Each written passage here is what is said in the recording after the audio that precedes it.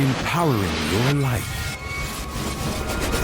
Welcome to the Sphere.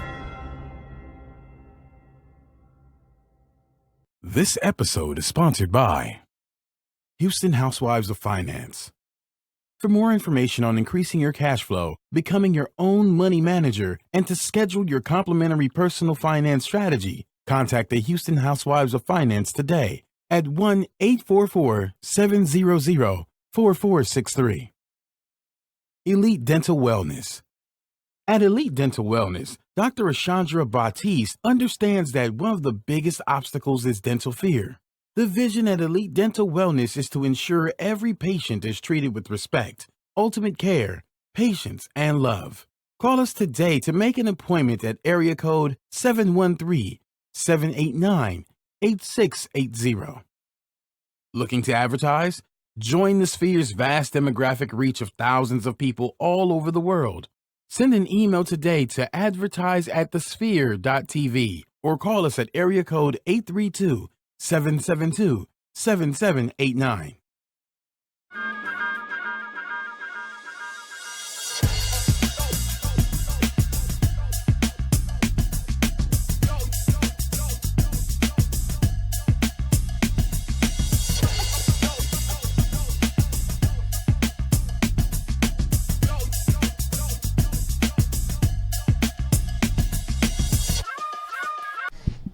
Hello, everyone, and thank you for joining us for another edition of Society Now, a show that endeavors to bring you riveting content that invokes, incites, and inspires. My name is Kira Laws, and I'm one of your hosts, and you can follow me on Instagram at @TheModernDayCindy, and this is my handsome co-host. Hey, y'all, what's going on? This your man, Kaylin Laws. Do me a quick favor. Go to Instagram, go to Twitter, or go to Facebook and follow me at SeniorWapo713. That's SENORGUAPO 713. I'm excited to be here on the latest edition of Society Now with my baby mama. Hey, baby. I'm about to start rapping. I'm about to say, your baby mama's harder than a lot of these. Okay, yeah, I was going to say that, but I don't think they're ready on a Monday evening on your drive time home. Oh, okay, look at here. So anyways, we have a special guest with us today. And we met this special guest actually on a radio show during our Sweet Saturday back in Valentine's. And we met this young lady, and her name is Carin. And we wanted Carin to tell us a little bit about herself and what she has going on. Hey, everyone. Thanks for having me, Kaylin and Kira. I'm so happy to be here. Thankful for that Saturday that we met. Yeah, man. Sweet Saturday. That was our media day, boy. We was all over Houston that day. It was a lot of fun. So should I give background on it? Yeah, go ahead. Absolutely. Yeah. So again, my name is Carin. I am born and raised from Houston, Texas, the best city.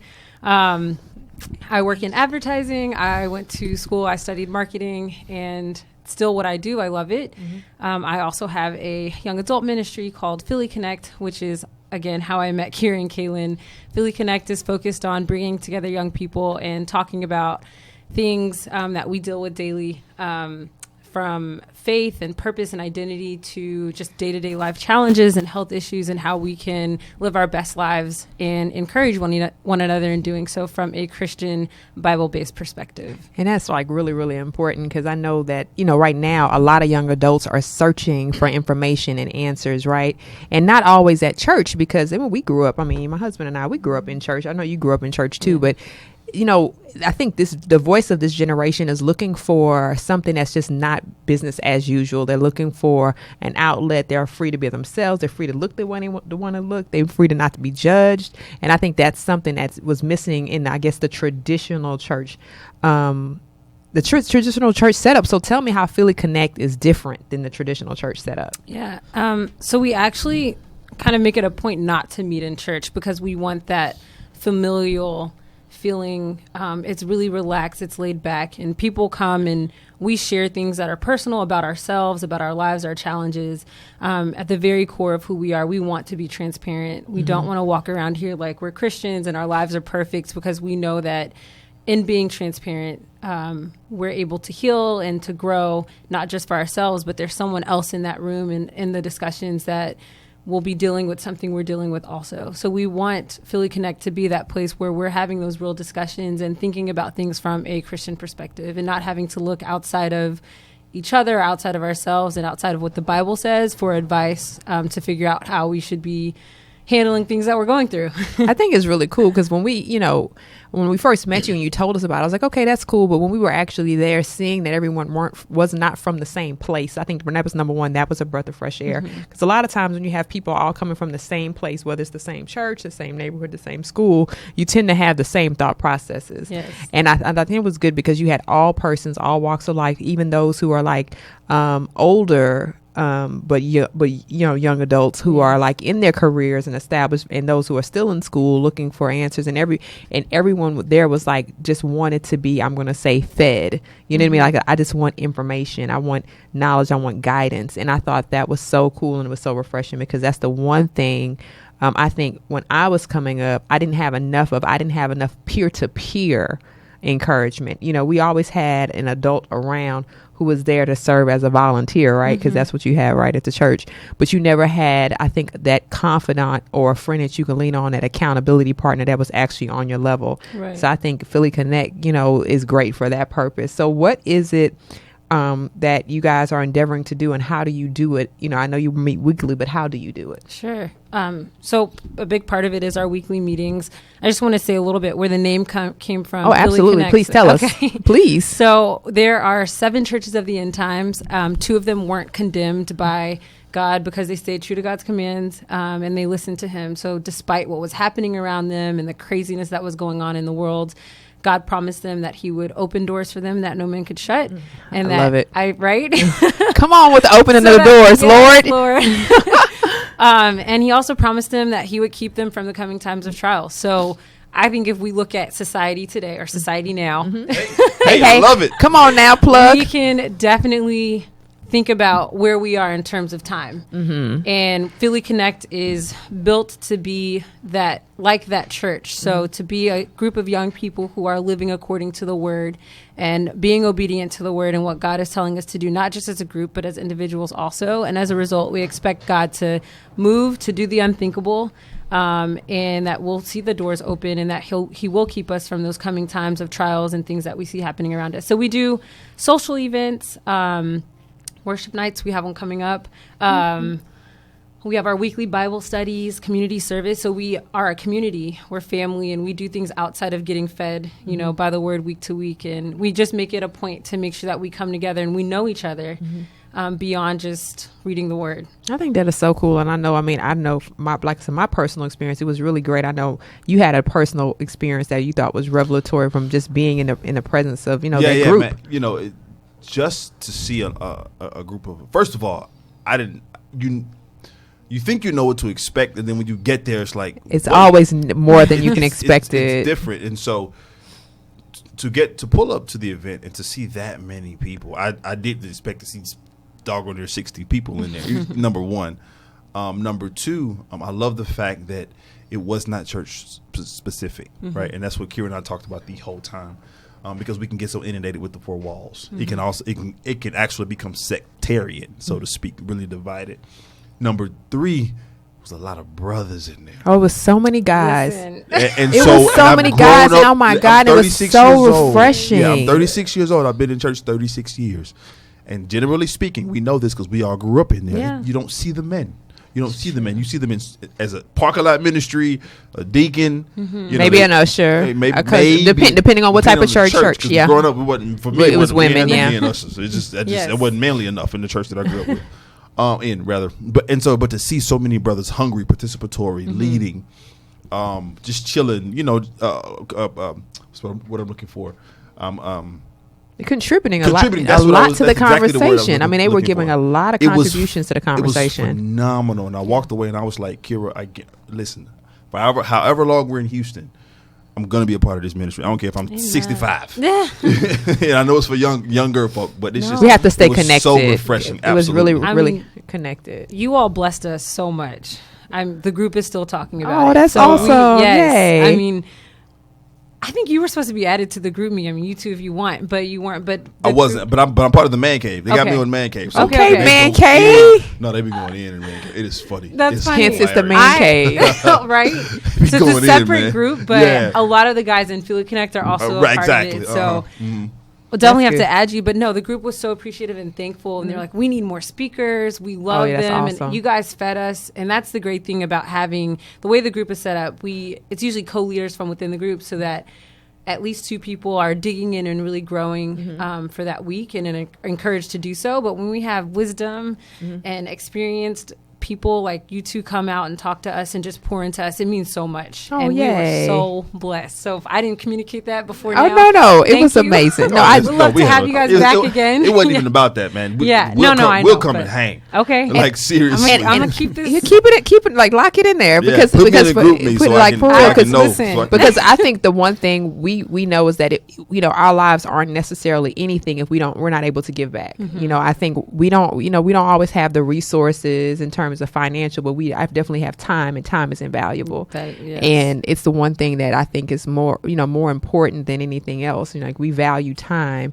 and sometimes we don't value it enough. A lot of people don't value it enough, but having the opportunity to speak with people and encourage them, and just I think that, like I said, the organization itself is it's a breath of fresh air, and it's something that I really would like to see duplicated, not just in Houston but around the country, because there's a need for the millennials to have a voice. And of course, we've had this conversation recently about there's a shift going where there is a millennial group. And of course, we know we have the Generation Xers, but in between that, we have what we call the Xlennials, which are the bridge between that which has come before us and that's what's behind us. And I think we have an opportunity to pour both ways.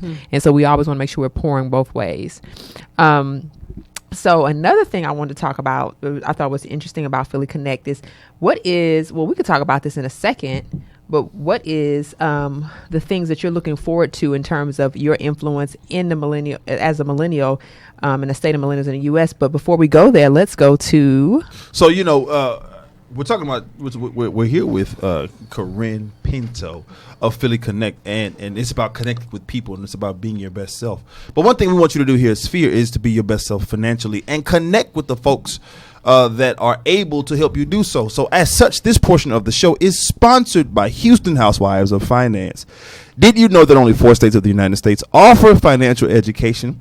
33% or more than 77 million Americans don't pay their bills on time. 39% of Americans carry credit card debt from month to month, and 39% of adults say they don't have enough savings. Don't become one of these statistics. Let Houston Housewives of Finance advise you on increasing your cash flow and becoming your own money manager by scheduling your complimentary personal financial strategy. Contact Houston Housewives of Finance today at 1-844-700-4463 or email us at info@houstonhousewivesoffinance.com. Ask how you can participate in a complimentary, that means free, financial literacy workshop near you. Houston Housewives of Finance are the new faces of the new age of financial services. Boom. Get your coin right. Boom. Because we're not about that broke life. We okay? not.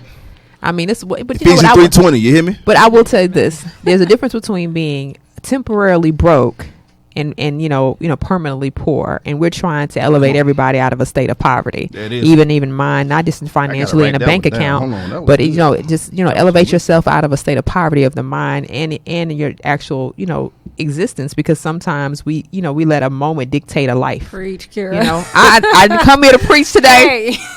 I ain't no killer, but don't push me. No, seriously though.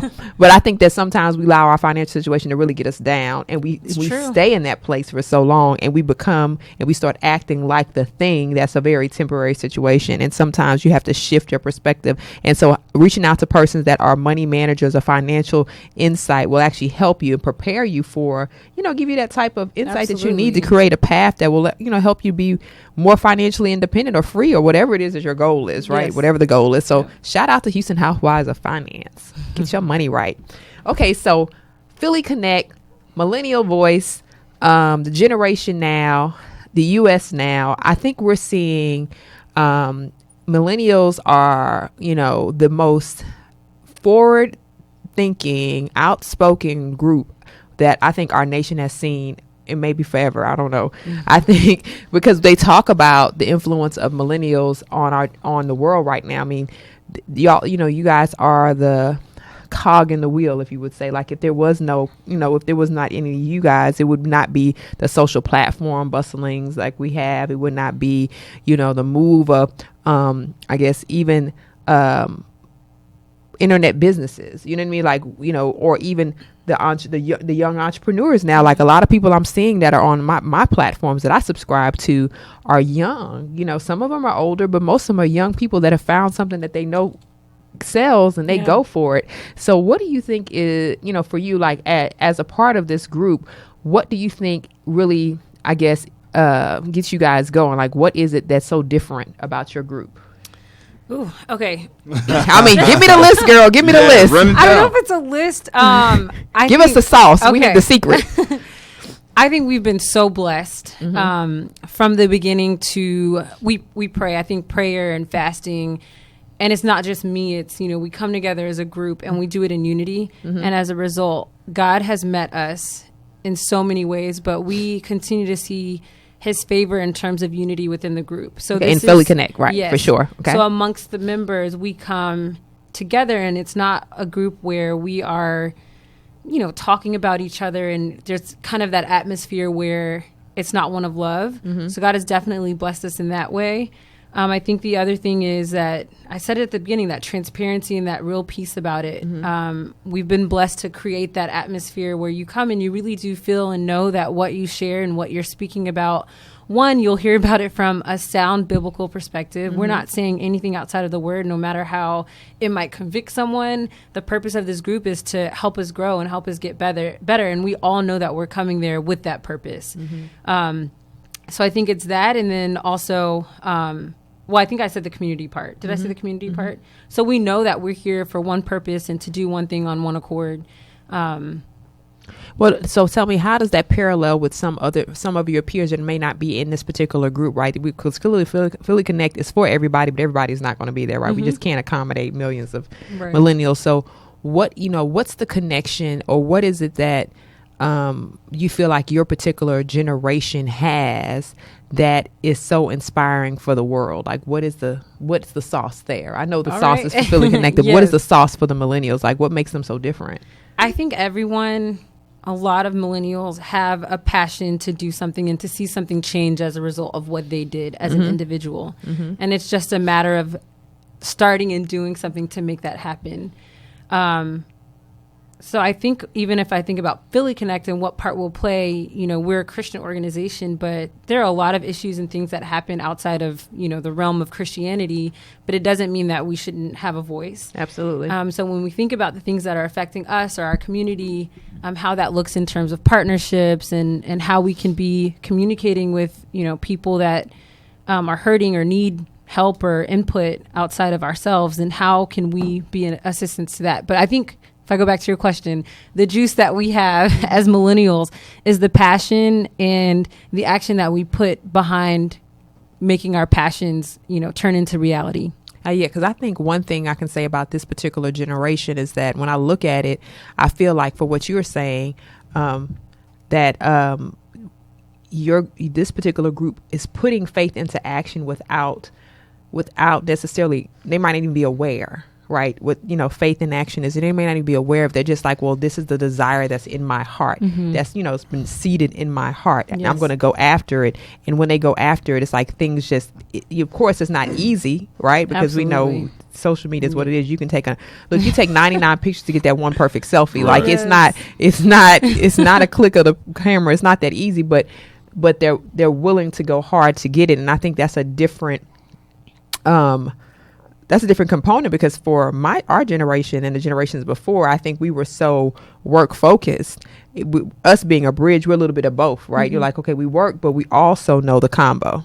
So there's one word that I would use to describe, and I'm not 100% comfortable saying millennials, because it's a personal preference. Sliding scale, because many use it as a derogatory term. Absolutely. And then others use it as a badge of honor. So I just said this generation, but it's one word that I use, and it's fearless. fearless. The fearless generation. Yeah, the fearless generation. Seriously, Come They're on, the fearless I mean, generation. I taught this generation for years, and they're fearless now. You know, as with everything, there are pros and cons to it.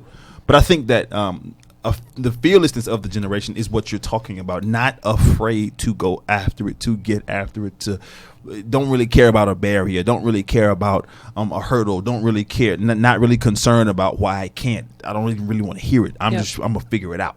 There is no can't. And There's no can't. They don't live with the can't. You know, they live with audibles. Okay, cool. This doesn't work. Well, let me try this. Well, this doesn't work. Well, let me try this. They're so high functioning, cognitively so multitasking. You know, and so it's a phenomenal thing to watch and to be a part of, having been an instructor.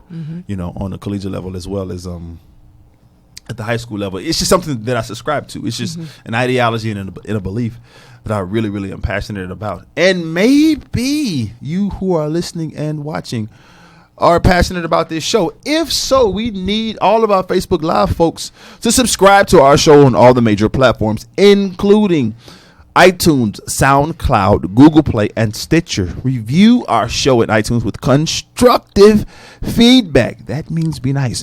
And share this Facebook Live post and the entire show with your family and friends. Donate to our mission to bring enriched and inspiring content each and every week. You can donate at www.thesphere.tv/donate. That's important. Listen, Baron Murphy, we appreciate you for tuning in, man. Make sure that you go on the website, hit subscribe, and share with all your friends and family. Love y'all so much. We'll see y'all next time. And so let's continue the conversation. So I'm thinking, like, we have Philly Connect. We have, you know, millennial influence in the U.S. and beyond, right? Because it's just not in the U.S. And as you're part of this generation, so you're doing a lot. You talked about your background. You talked about where, you know, you being a Houstonian and where you've been, and now you're back home. Do you have any other passion projects that you're working on that you're putting your sauce on? Yeah, let's talk about that sauce. Let's talk about that Korean gravy. That's sauce. Let's saucy with you. What's going on in your life? So it's a couple things are a work in progress. Okay. Before I moved back to Houston, I had a branding strategy company, and one thing I love to do is tell stories. And so, from our perspective, okay, and things that affect our community from our voice. So I was working on something called X Convos a couple of years ago. We were having conversations that always ended in a solution-based way. So this is something that ended, and I think I'm about to start picking it back up. I like it because it came, but I like the name of it. First of all, I want you to run with that. X Combos. I'm like, I can take that so many different ways. Right. It was a partnership with a friends group called Alibi X. Okay. And I actually just hit him. I'm like, hey, we gotta pick this back up. Okay. I think life just happened and so kind of fell aside. Right. But adulting, right? Exactly. But so we would talk about everything from PWIs and HBCUs, why the dollar doesn't stay in the Black community, Africans versus African Americans. So a lot of issues that we have conversations about day to day, you know, with our friends. But we wanted to bring them to a forefront and then talk about how, as a group of young people, young Black people, how can we push our community forward and come together and act in unity to see change and make change happen. We talk about the millennial sauce and making things happen. So that's one thing I'm hoping to pick back up soon. Okay. And another thing is a health initiative focused on living healthy preventative lifestyles. So myself, earlier this year, I broke out. I went traveling at the end of the year last year out of the country, and I came back and I broke out super badly. Didn't know what it was. I've never believed in traditional doctors because that's how I grew up. My mom was always about holistic medicine. She's a healer. Yeah.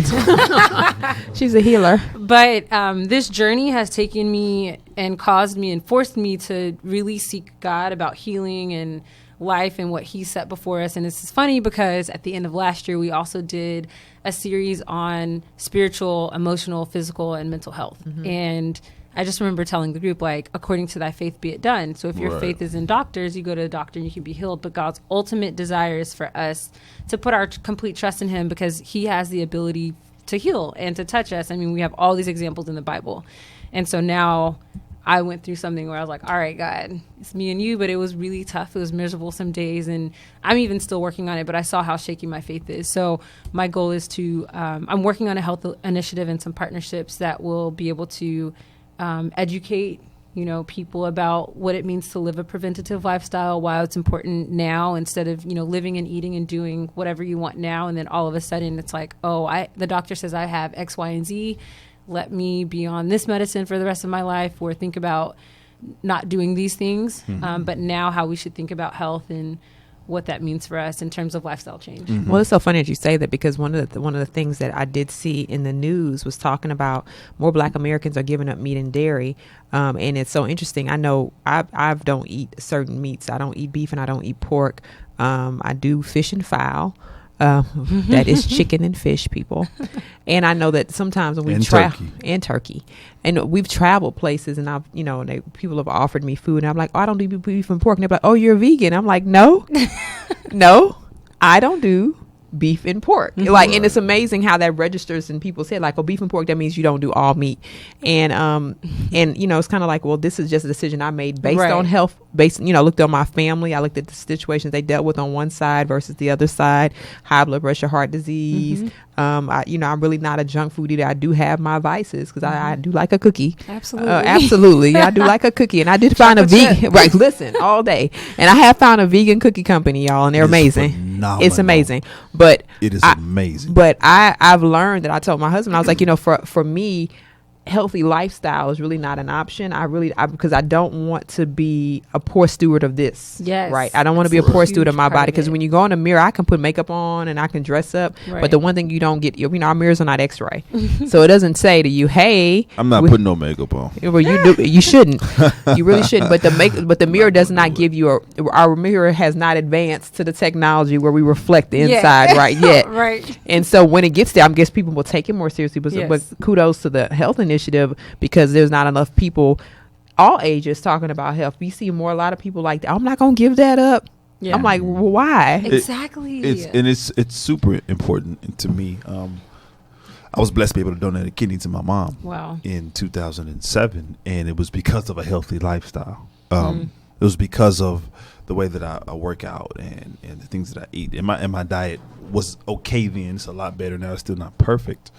But the preventative lifestyle allowed me to be extremely healthy. So it was a seamless transition being able to donate. And so, we're advocates in our household and in with all our clients. Even with styling with me, I won't work with you if you're too large because you're not heavy. Because you're not healthy. You see what I'm saying? Like, I'm cool.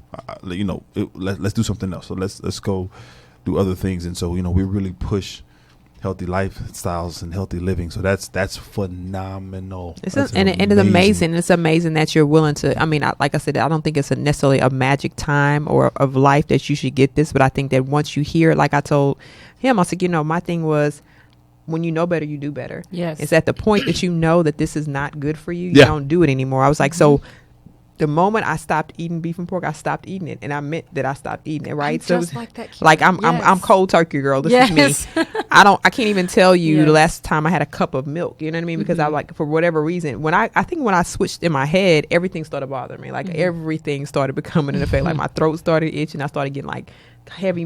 This stuff started happening. It just was not right. And I was like, okay, obviously that's not good for me.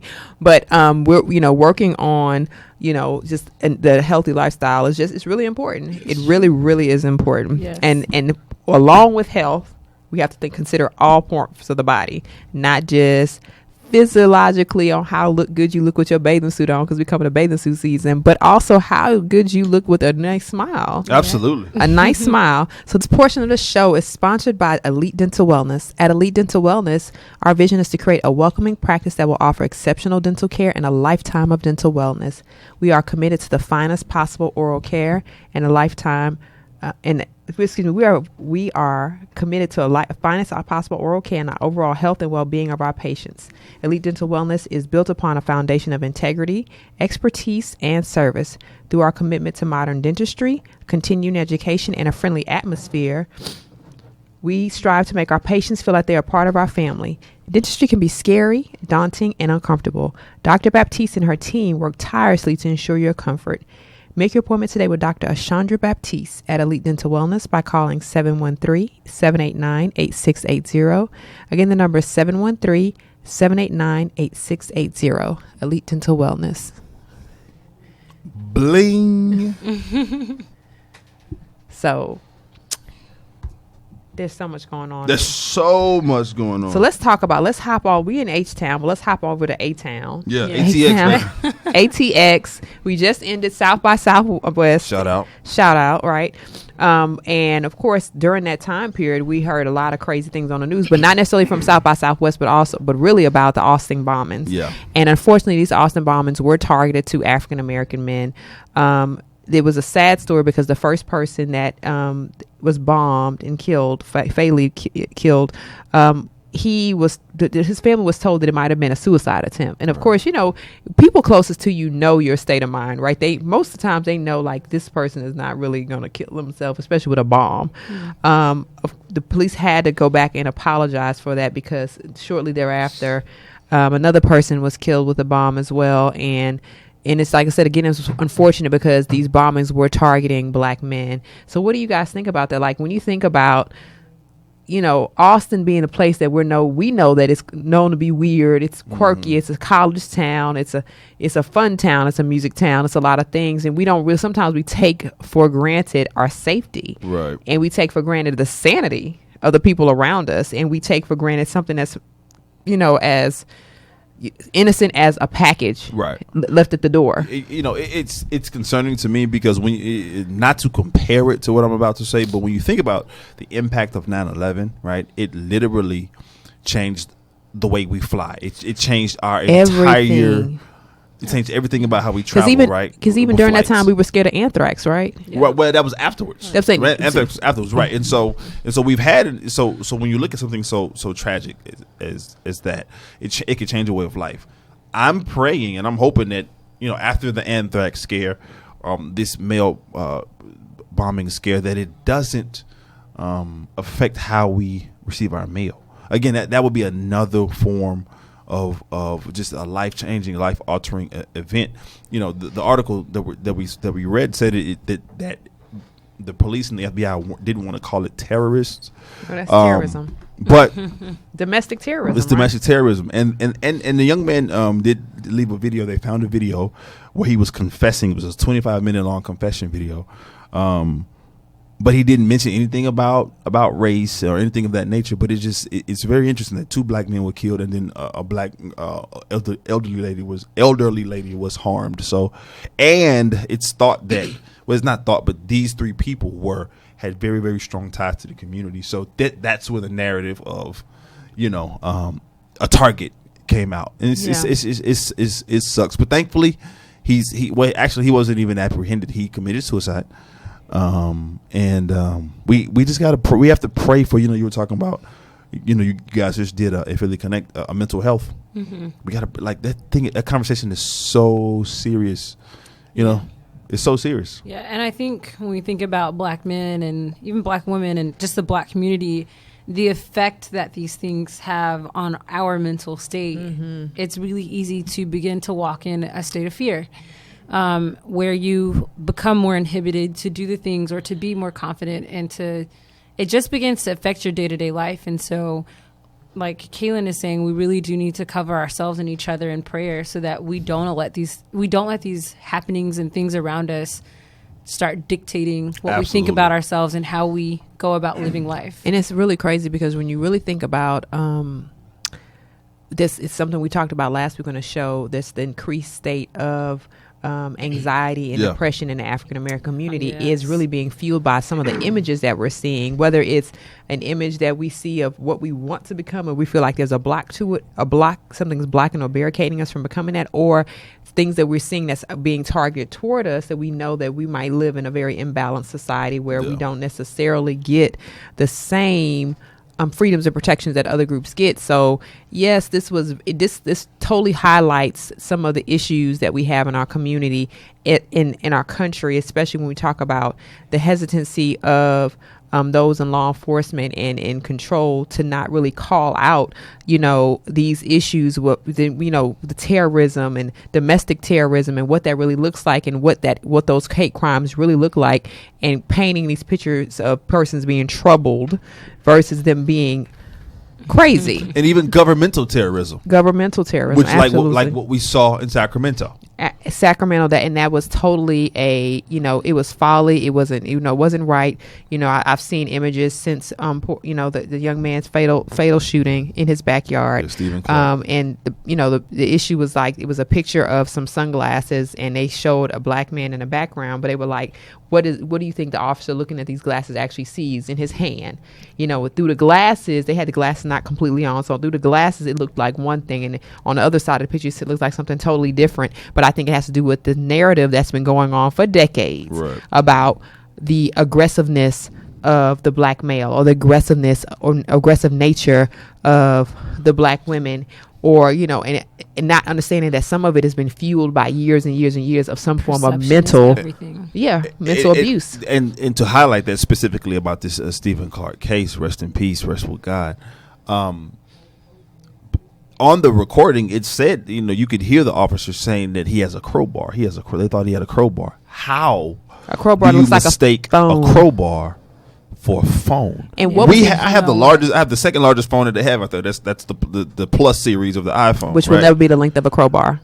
A crowbar is 18, 19 inches. Maybe even longer depending upon how. But again, because of what did Public Enemy say? My mind playing tricks on me, right? You know what I'm saying? Like, because of the narrative, Ghetto Boys. I'm sorry, thank you. Because of the narrative, because of everything that's been purported about my brothers. These are my little brothers that are getting killed. These are my uncles and my cousins and my homies. These are folks that we love. Your brothers. You know what I'm saying? They think a phone is a freaking crowbar. Like, stop playing. And it really does. It makes it very difficult to live in a place peaceably, because one of the things I talk about, I think about all the time, and maybe you can weigh in on this, is I've never looked at race as an issue when I meet people. You know what I mean? I never, and of course, why did he have to be shot 20 times? And one shoot, if you're trying to stop somebody from doing something, I think they'd have one shot. That's, the shot that they're trained on. Well, actually, police are trained to kill you. They're not trained to maim you. Once they pull the trigger, they are trained to. Okay, so then, so tell me your thoughts on it. Yeah. So many, right? Like, where do we begin, dang Where do we start? Sometimes I think that the way situations like Stephen Clark and many of the previous happenings that have been publicized, there's a larger motive behind it. And sometimes I think that we as a community need to step outside of that and think what this means for us and how we need to move forward. So one, the fear tactic, what it means and how we raise our kids, how our husbands and our brothers and how we think about them, or how their development and what they're thinking when they go outside. There is no explanation for why, Kaylin just said, they're taught to kill, or if they're not, if it's to injure and to hold them. So they're not assailant is not supposed to be moving anymore. We just know that race definitely plays an issue in it. Absolutely. And to the point about it being a crowbar, I can't believe that they thought it was a crowbar. I had one experience in Houston with a security cop who we were with. It was me, two other girls, and a guy friend. He's a big guy, and he wasn't even part of our conversation. We got into, the cop was like being really aggressive with us, and he was standing off to the side and didn't say anything. So the moment he started walking up, the security guy starts getting loud and accusing him of things because he was being recorded. The things he was saying would make it seem like our friend did some crazy stuff. He did absolutely nothing. So my experience with that showed me why cops begin to say things because they know what they have to say and what they have to do to make themselves look or sound okay when they're about to do something that's not right. And to your point, about 6 minutes in the video, one of the cops muted the mic. It's ridiculous. They kept the video recording playing, All right, but they muted the mic. Yeah, I mean, there's so much, It's so much heartbreaking. impropriety. I mean, With this young man, father of two, Yeah, who was entering into the back of he went through the backyard because at his grandmother's home, his grandfather is incapacitated and his grandmother elderly. So and the room is near the back, so he didn't have his key. So instead of them coming to the front door, and not because they can't really get up there, they that's what they do in the house is go to the back. When you go to your grandmother's house, you go to the side door or the back door. And so they thought because he was peering in trying to figure out where they were that he was an assailant instead of trying.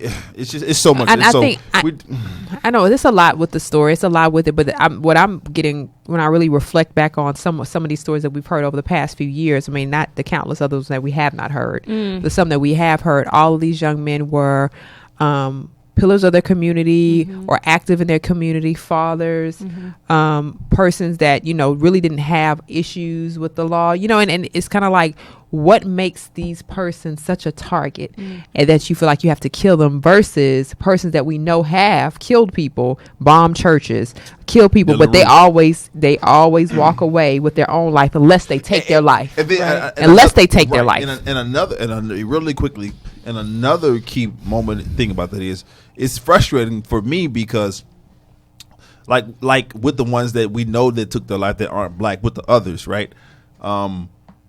We get mad for the police officers actually doing their job. Because really they did their job. They showed compassion and they did the situation. But it's such a tenuous situation that we are not given that same rope, so to speak. You know what I'm saying? That same latitude. Like give me my day in court. Yeah, if you really think I'm doing something, give me my day in court, but It's don't not kill for you me to decide. Right, If right. I'm not Live for or the die. police. Right. Exactly. And so when the Dylan Roos happened and he gets taken to Burger King, even though I believe that was excessive. That was an excessive. But what I'm saying, niceness. I'm using him. But when They those had to- situations happen and the cops actually show compassion, which is a phenomenal thing, we get pissed off because they don't show what our community. So it's beyond even just blackness. At times, it's humanity. It's humanity. Absolutely. So this portion of our show is sponsored by the Sphere, and of course, the Sphere is one of those networks that allows you to have these conversations open. And so, if you are starting your business and looking for a place to advertise, do you need to reach out to thousands of people across the world to build your brand or sell your product? If so, get your product placement and advertising needs handled right here at the Sphere. We offer a wide variety of content delivery platforms, including iTunes, Google Play, SoundCloud, YouTube, Stitcher, iHeartRadio, and so many more. Plus, we have a vast demographic reach within the United States as well as modern countries across the globe. Our enriched content is an inspiring dialogue coupled with your strategic ad is surely to hit the mark every time. Call us today at area code 832-772-7789 or send an email over to advertise@thesphere.tv. Again, the number is 832-772-7789 or email us at advertise@thesphere.tv. Hey, continue the conversation. Yeah, man. But no, so it really is. It's really disheartening, to know that there are so much inequity. Oh yeah, Injustice, for sure. And in a world, in a country where we say that justice is blind and you're innocent until proven guilty. So many times we do see that there is a definitive line when it comes to race. Yes, with how that applies. Absolutely. That's the key. That is the operative word. Yeah. I can't even say it. Definitive. Definitive line. I can't get it out. It's today. definitive line, and we really do start wondering how blind justice really is. Is it legally blind, or is it blind all the way? Because if you already know about legally blindness, Okay. Okay, so moving right along. Oh, I just got a revelation. So amongst everything else that's been happening, we know that our former president and first lady have been inducted into the Smithsonian. Well, their portraits were in the Smithsonian. Of course, when the portraits were first revealed, everyone was like, "Oh my God!" Some people loved them, some people hated them. Polarizing. They're polarizing. But it's the Obamas. The Obamas, they were not going to do business as usual, and their portraits are amazing because they did not follow the status quo oil painting, ancient look. They did something that was colorful. Black artists. They used black artists. They were paintings were colorful. They're and so apparently there is a lot of there was a lot of traffic and the Smithsonian because of where they had Mrs. Obama's painting. And so they had to move her on up to the wing she probably should have been in. Right. To show, so they would have more room to actually, so people can actually see her. And I think that's just telling of how impactful they were, because I don't know people that actually, I mean, I've been to DC a few times, but I never had an opportunity to go to the Smithsonian. So if you're getting that much traffic based upon these people, because technically they are living legends, you see what I'm saying? And we do have living presidents right now, but these people are young, vibrant, and they were very impactful, even though they actually dealt with a lot while they were in office. She has really made her mark on society, and even what women should do or should be, or however you want to think about it. But when y'all think about what do you think I guess management or the curators at the Smithsonian were thinking, like, well, I guess we got to move her up. It's too much traffic. It's it becomes a fire code issue at that point. It's a simple decision, right? Like, we can't have this many people in this one area at this time because the fire department is going to come in. And we can't close the museum because it's a moneymaker. Yeah. Right. Yeah. I think so to your point, moving it where it should have been in the beginning. Right. Facts. Right. Yeah. I mean, they, like you said, are living legends, and I think it speaks to the impact that they've had on not just the Black community but the world. And we know, of course, it's not just DC or people, locals, but there are a lot of tourists that are coming through that are seeing that piece. So it's awesome to see the portrait capturing Michelle and Barack, and we're able to see them living in that kind of form. It's amazing. It's really dope, and it is wonderful to note that. Especially in this month, International Women's Month, right? That to really be, it underscores what Barack said his all 8 years he was in office. I'm here because of my wife. She's the one. She's the brains of the operation. She's the one that empowers me. She's the one, and I love it that she's getting her shine. Yes. Still, she's getting her just due. We haven't had a first lady. We, as in this country, haven't had a first lady so polarizing since Jackie O. Right. And so she's and Michelle Obama is going to be the most popular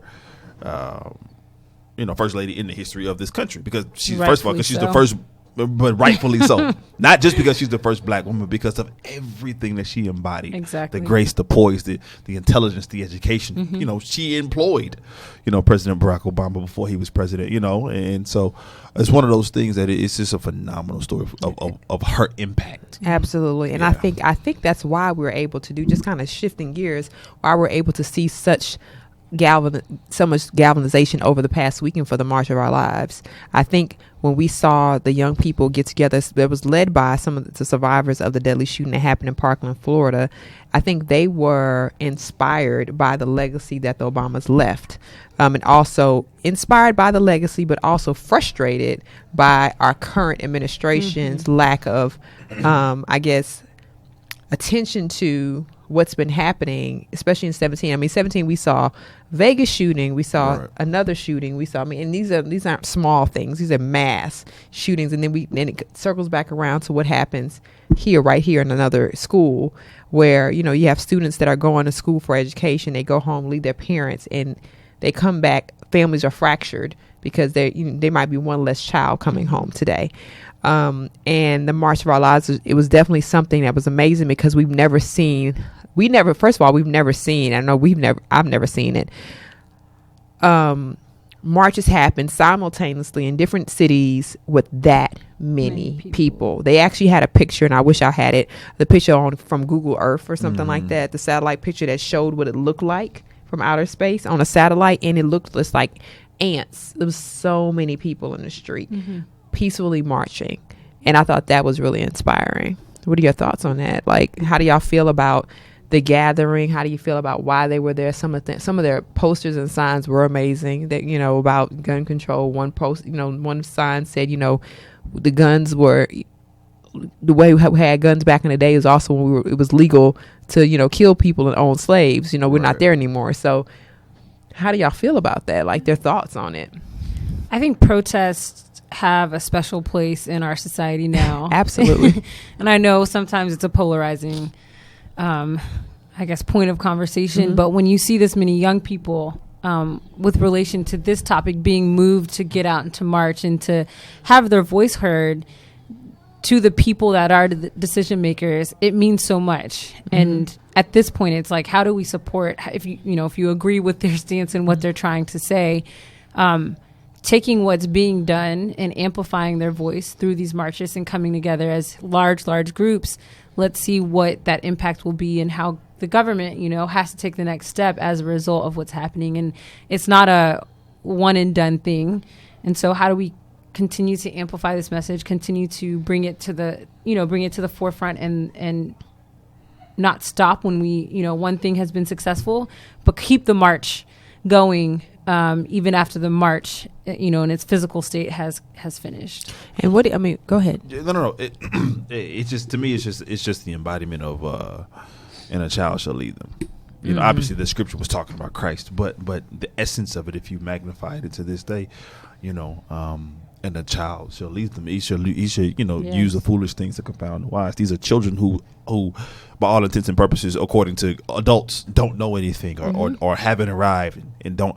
But the innocence, and I use that in air quotes, or the naivety, and I use that in air quotes, of the young mind, the nubile young minds, is something that they see the world through a different lens, and it's a lot more pure, and it's a lot more what it should be, and it's a lot more, this isn't right, this is right from wrong. And I think getting back to that basal kind of foundational element is important, and it's very, very powerful. And I think, and one of the things I wanted to just address is because the march, although we had young people marching, I believe they were marching all for the right reasons. Absolutely. I think they had the right type of support behind them. But I also thought it was interesting to see some of the debates that were going on Facebook or Instagram, whatever, about, some people were infuriated because they felt like, these particular people are getting more airtime than Black Lives Matter, or these particular people are getting more airtime because of who they are. My thought is, we're going to all get there together when we learn to be more unified.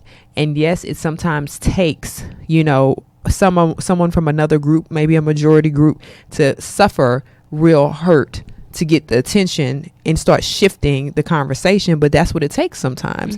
We think about the civil rights movement. We think about the freedom riders. A lot of those freedom riders didn't look like Black people. Right. A lot of freedom riders were white people, and other people from other backgrounds and races. But it took them to suffer with us to start getting change to happen.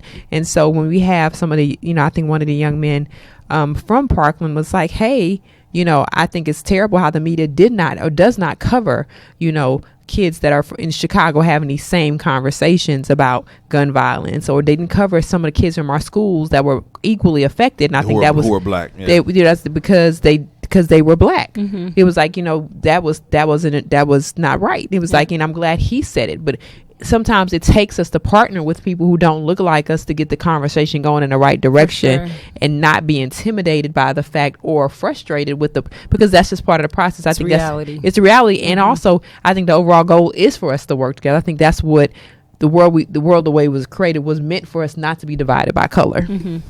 Thoughts on that? I mean, that was my I agree. First of all, I agree wholeheartedly. But I think it's another component of this conversation and of that point is that this unity thing. When you look at us unifying, we really have to unify, right? Unifying just in the Black community, absolutely, we need to, for sure, 100%, yes. But in order to be the change, in order to see the change, we also have to be the change, right? And so, don't get mad at why would you get mad at somebody understanding your cause just because they didn't understand it because you said it? The point of the matter is that understanding your cause, right, and it's still going to affect you. It's still going to benefit you. Now, I understand when you scream for so long, for so loud, it's frustrating. Right.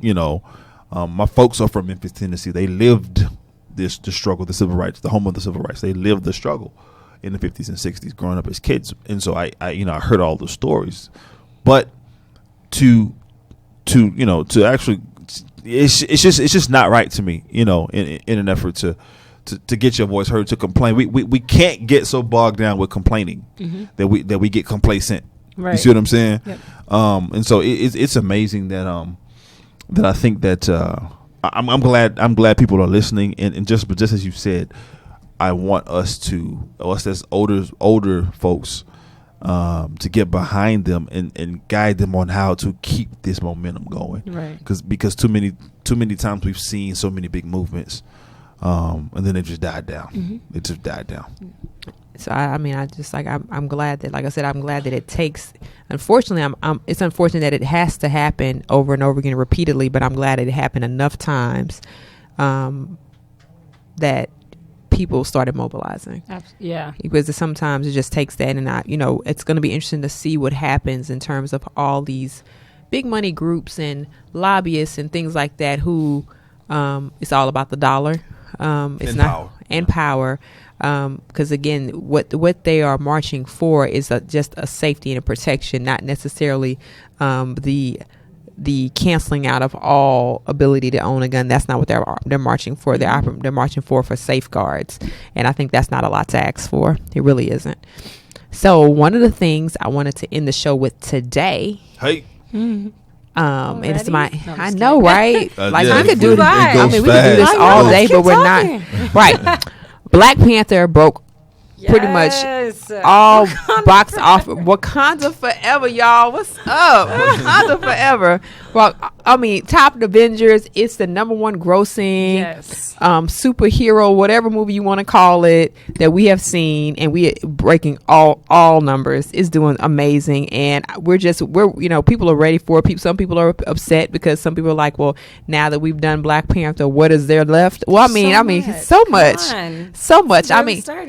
It's barely, but I think it's a scary burly. But I think it's a scary notion for even people in Hollywood to think about. Okay, this one movie did this, and people are still supporting it. There's some people that have 7 weeks in. 7 weeks in. Some people are like, I don't want to support it because of what it is. And there was one comment I think we talked about it. It was like, why did it have to be called Black Panther? Why couldn't it be Miss Panther? I'm like, it is what it is. People, get over it. Black Panther was a Marvel character. We didn't name it. We didn't name it. We didn't even knock it off. We're not over Marvel. The coalition is not over Marvel. Right. But listen, so I think it's amazing that Black Panthers continue to do well. I think it shows that something that was highly debated is that black films can do well when you give us budget, and when you give us the storylines that actually feed to what we want to see. We want to see positive images. We don't always want to see gangster movies. We don't want to see killing, shooting, shoot 'em up, bang bang, shoot 'em up, bang bang. Some stupid narratives that have nothing to do with who the majority of us are. Like, that's not what something that totally talks about us in a different light. And it's so interesting because you don't see a plethora of white trash movies. So why do you have to you know what I'm saying? You know what I mean? Like, why do you have talking about media and the role it plays, you have images and how that reinforces the negativity. Who we are, exactly. The negativity, like, for young people all the way up to, and like so like when I don't know what it was we were watching, or it might have been I think I was watching it. I'm not even gonna say the show. We were watching a show that's now become one of my favorite shows to watch in the evening, and one of the questions that came was about women, and the lady, one of her answers was Big Mama. Big Mama is not a real person, y'all. There are Big Mamas in some people's family, but Big Mama, not everybody's family. Yeah. But Big Mama was a Martin Lawrence character, and she thought that was a real person. She meant that Big Mama? Yes, and and it was aggravating to me, because I'm like, you really think that this is what's going on in the households of black people? But it's actually funny though. It's funny, but it's also telling. Because it is very telling, because it tells you how much exposure she has, how much education she has, and how that movie although it was a movie and it was a comedy, that dictated to her what our family dynamic looks like and what we look like after a certain age. Like, that's not a real picture. Yeah. You know what I mean? That's not the only picture. Not the only picture. So I'm like, the Big Mamas, the Medeas, those are characters. Yes, we might know people named Big Mama. We might have a Medea in our family, but they're not real to every black person you meet. So please stop judging black people based on characters you see that have been exaggerated, for lack of better terms, to make the story stick. This, of course, there's no Wakanda, but we know it's a Wakanda in our heart, and we do we live by Listen, vibranium. But let's listen, be clear I about had this. a vibranium shake this morning. You hear me? But this is a character we can all get into because it was a positive image, and the positive image was we're willing to work and reach across lines to help one another out. Because despite what was going on, that was the end of the story, right? Right. And another dope thing about it, there's now going to be a Wakanda Con. And I'm gonna find a way to go. You know, because there's Comic Con that goes on around Right. the country, but there's actually going to be a Wakanda Con this summer. I believe it's this summer. Was it Chicago? Yeah, No. so somewhere in the Midwest, it's going to be a Wakanda Con. Look here. Let me find me a Shuri outfit. Let me find, boy. Let look, me find- but I got to get in the gym, so Let me I got to find get in me the, I got to get in the gym so I can be a Killmonger. Walk Listen, around with I the find- beads on my chest. I didn't know about Wakanda Con. Oh, Yeah. I think I'm gonna go to Wakanda Con. Somebody need That would to. be so If y'all go, awesome. y'all need to Facebook it live or something. Like I need. It'll be hashtagging. It'll be trending. Yes. It'll definitely be something. trending. I mean, because this is something that we can all just play dress up and just go and just Right. live out our best, be our best lives. I think that just speaks to how powerful something like Black Panther is, and when given the opportunity, what Black people can do. I mean, we have the talent. I mean, we Absolutely. can't ever deny it. Well, it can't be Hollywood denied. can't deny it. No one can deny it. Government I mean, can't deny They it. just try to anything, hide it. They don't. They yes, just try to hide it. because they understand what power comes with that. I mean, if we really were able to use media in the right way, And white media. Yeah. Right. It is. Come It on. is. Come on. It's so. It's so It's interesting. why we're here. No. Yes. Right. It's so interesting because when you look at it, when you look at the libraries in Timbuktu, when you look at the civilizations in Kush, when you look at what was going on in Ethiopia, all of the scrolls and coming out, biology and mathematics, it came from the black man. It came from black civilization. So technology stemmed from mathematics. Mathematics was was not necessarily founded, but some of the greatest mathematicians we know are East Africans. You see what I'm saying? Yeah. But then when you even go back anthropologically and you look at this thing, they say that the Cro-Magnon man was in Africa, the first man, and even in science. But you Right. still, so you don't like us, but you come from us. What? Well, I mean, there has to be acknowledgement. You understand what I'm saying? Like, there's so many flaws in So in that logic that I could mean- literally go for hours. So I'm gonna shut I mean, up. because the fact that so many people didn't realize that Egypt was in Africa. I mean, it's just so many things that we can go on and on about. But Even when you look at Eden, all of the, not my daughter, hey baby, I love you. But when you look at Eden, they say that it was in Mesopotamia. Mesopotamia is East Africa. it's stop so many. playing. And like, there's a lot of richness. Ancient Mesopotamia is East Africa. Wakanda. If only we knew who we are. Yes. And wait, you should have been here a couple weeks ago. We had to talk. We have to bring you back. You Talk gotta about bring that. me back for that Talk one, about for that sure. because we talk about how That might we be. are we actually have as a race a lack of identity in that we know Oh, that what man, we yes. know that we are from a motherland, but we Mhm. actually don't know what country inside of Yes. that continent, and that makes a hell of a lot of difference, It right? does. Because we're all Africans are not the same, Mhm. and we are African American. Like you said, there's a difference between being a black person in America and an African in America, and there's just a lot of differences with that. So we're looking forward to that conversation coming up Yes. soon. We have to circle that one back around, and it will Please not do. happen in Black History Month because it's more than a month. I just had to say that. But shout out to Carter G. Woodson. We don't want to. Oh, we're not gonna minimize his, because he had to fight for that. He had to fight for the week, and then the government said, "Well, let's give them the month." And he Yeah. fought for the week in February. So But we I don't want wanna- to minimize it. We but don't want, but we want to celebrate us all year round, all absolutely. year. Let's celebrate us all year round. Can we get a one clap for Black Magic? Yeah. So thank you guys again for Not tuning the evil in. stuff, though. No, No. none of that. We know what you Okay. meant. Anyways, so we thank you guys for tuning in again for another amazing episode of Society Now. My name is Kira Laws, and again, you can follow me on Instagram at the Modern Day Cindy, and my handsome co-host. Hey y'all, it's Kaylin Laws, aka Senior Wapo. Follow me on Instagram, Senior Wapo 713, and our guest host. Carin Pinto. Again, so happy to be a guest here today. You can follow me at Carin Gabrielle. It's Caring with a G. Right. Caring It's a cute Gabrielle. pic. It's a cute pic, sis. Girl, you better Thank you, work, thank you. work, Get it. work. Tell them. I tried. Tell them who you are, okay? But yeah, so we look forward to seeing you again, and we will see you next week. Thank Ciao. you. Ciao. Bye.